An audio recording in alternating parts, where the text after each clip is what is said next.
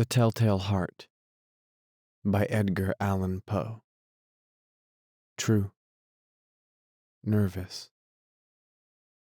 Very, very dreadfully nervous I had been. But why will you say that I am mad? But why will you say that I am mad?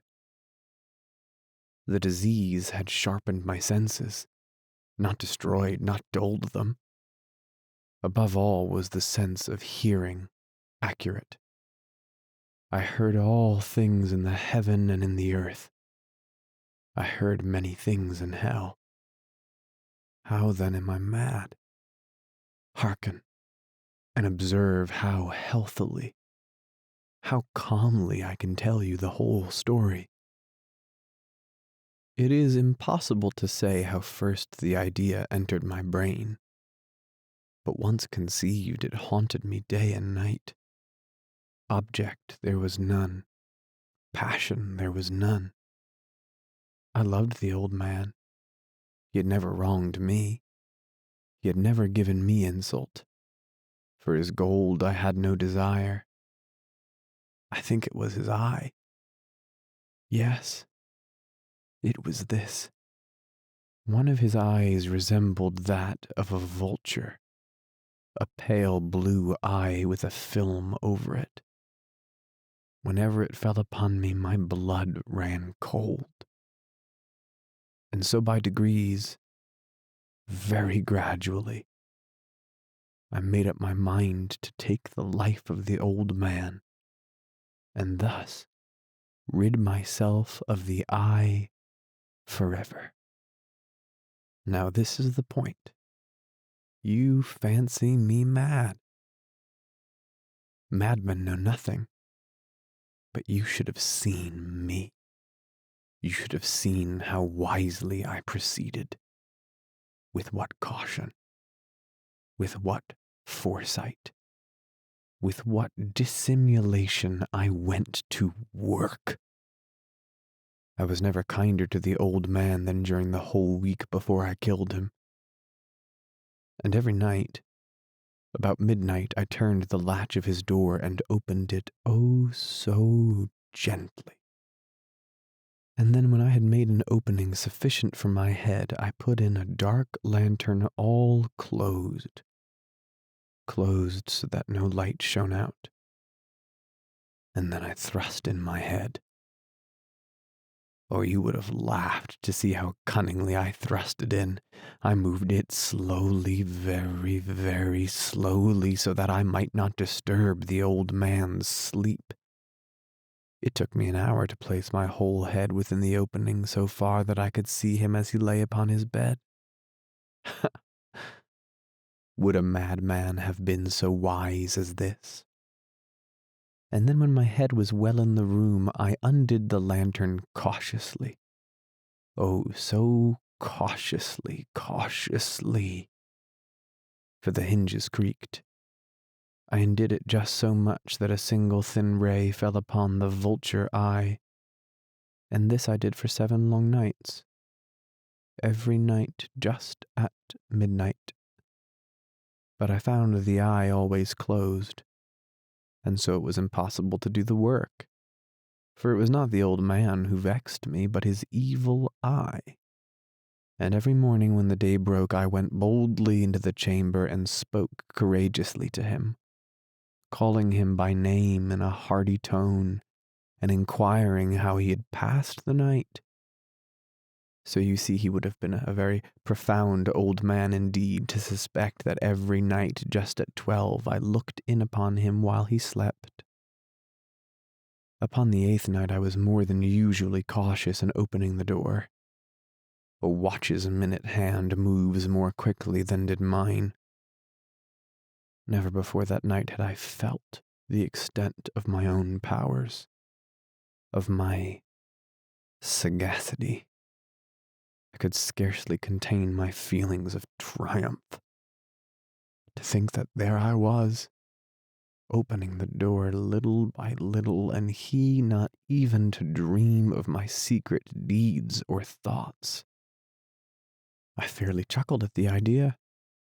and perhaps he heard me, for he moved on the bed so suddenly as if startled. Now you may think that I drew back, but no. His room was as black as pitch with the thick darkness, for the shutters were close fastened through fear of robbers. And so I knew that he could not see the opening of the door, and I kept pushing on it steadily. I had my head in and was about to open the lantern when my thumb slipped upon the tin fastening, and the old man sprang up in the bed, crying out, "Who's there?" I kept quite still and said nothing.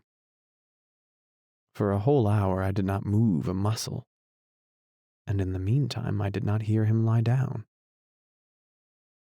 He was still sitting up in the bed listening, just as I have done, night after night, hearkening to the death watches in the wall.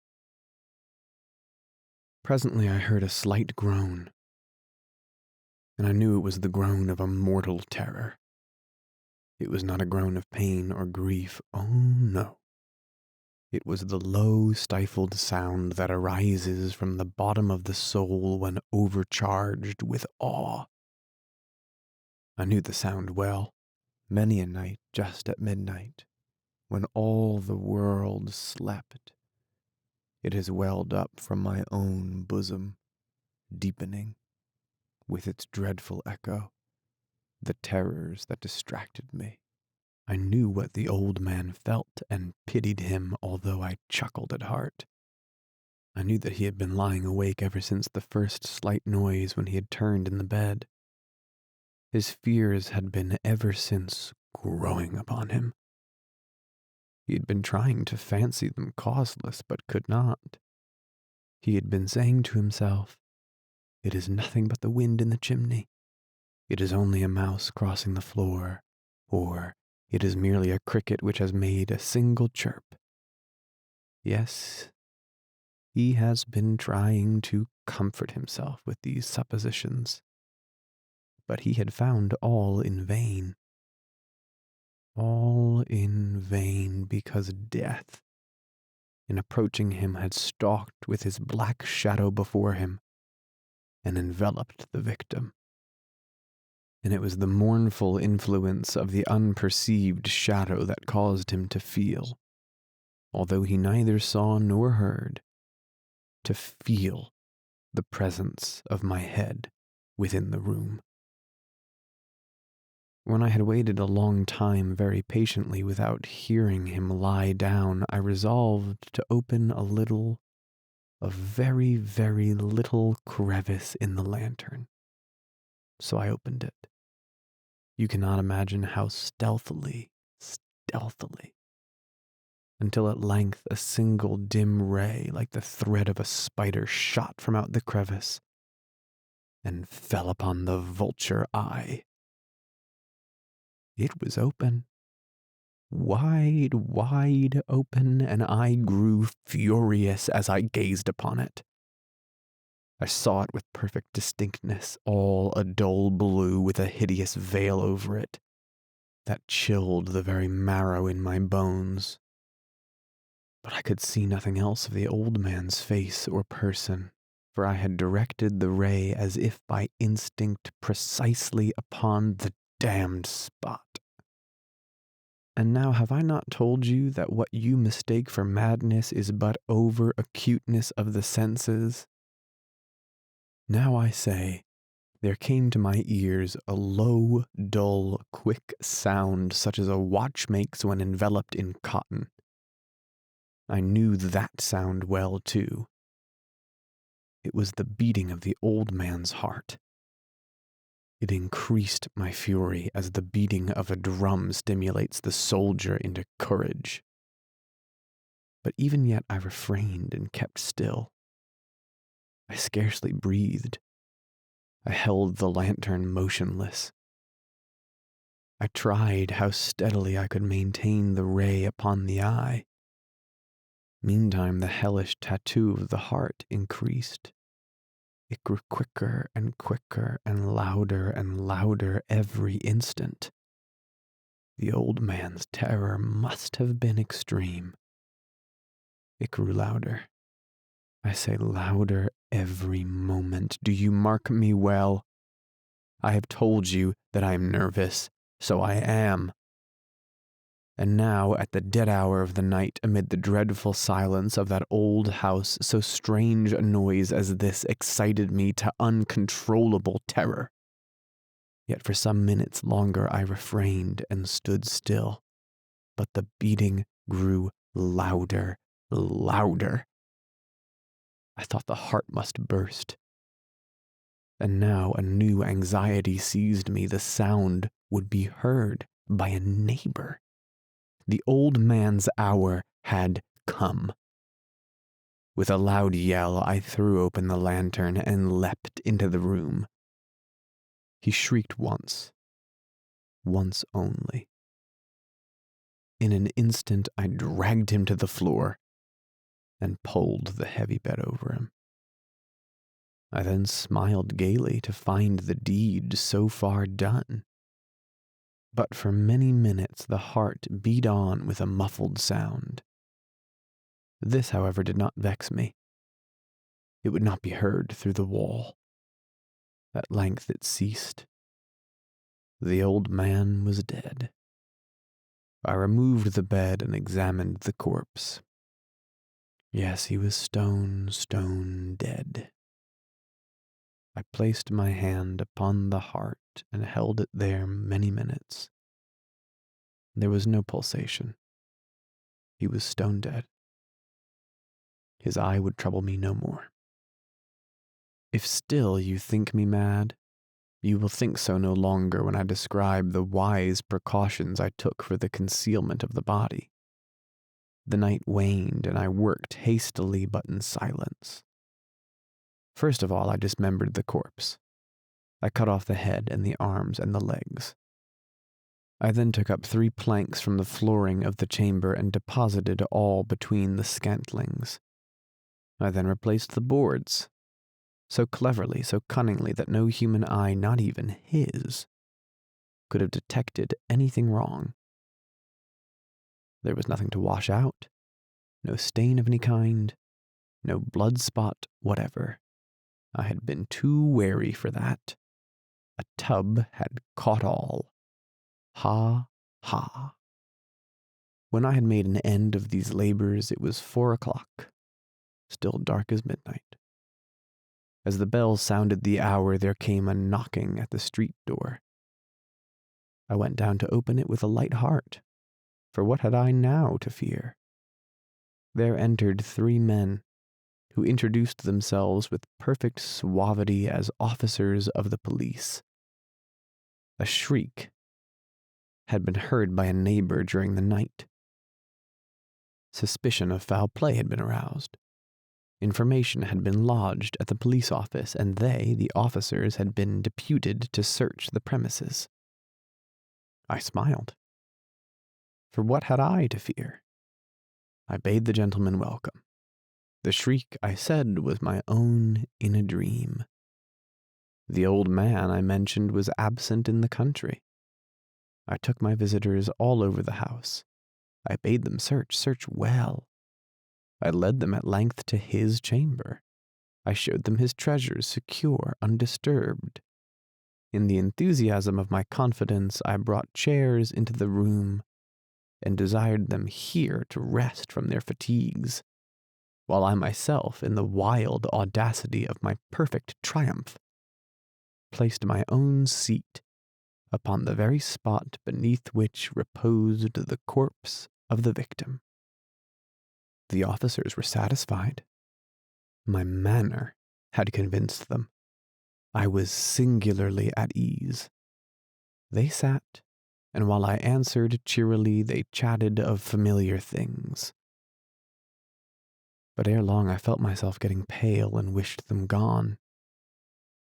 My head ached, and I fancied a ringing in my ears, but still they sat and still chatted. The ringing became more distinct. It continued and became more distinct. I talked more freely to get rid of the feeling, but it continued and gained definitiveness. until at length I found that the noise was not within my ears. No doubt I grew very pale, but I talked more fluently and with a heightened voice, yet the sound increased. And what could I do? It was a low, dull, quick sound, much such a sound as a watch makes when enveloped in cotton. I gasped for breath, and yet the officers heard it not. I talked more quickly, more vehemently, but the noise steadily increased. I arose and argued about trifles in a high key and with violent gesticulations, but the noise steadily increased. Why would they not be gone? I paced the floor to and fro with heavy strides as if excited to fury by the observations of the men, but the noise steadily increased. Oh, God, what could I do? I foamed, I raved, I swore. I swung the chair upon which I had been sitting and grated it upon the boards, but the noise arose over all and continually increased. It grew louder, louder, louder. And still the men chatted pleasantly and smiled. Was it possible they heard not? Almighty God, no. No, they heard. They suspected. They knew. They were making a mockery of my horror. This I thought, and this I think. But anything was better than this agony. Anything was more tolerable than this derision. I could bear those hypocritical smiles no longer. I felt that I must scream or die. And now, again, hark! Louder! Louder! Louder! Louder! Villains! I shrieked. Dissemble no more. I admit the deed. Tear up the planks. Here. Here. It is the beating of his hideous heart.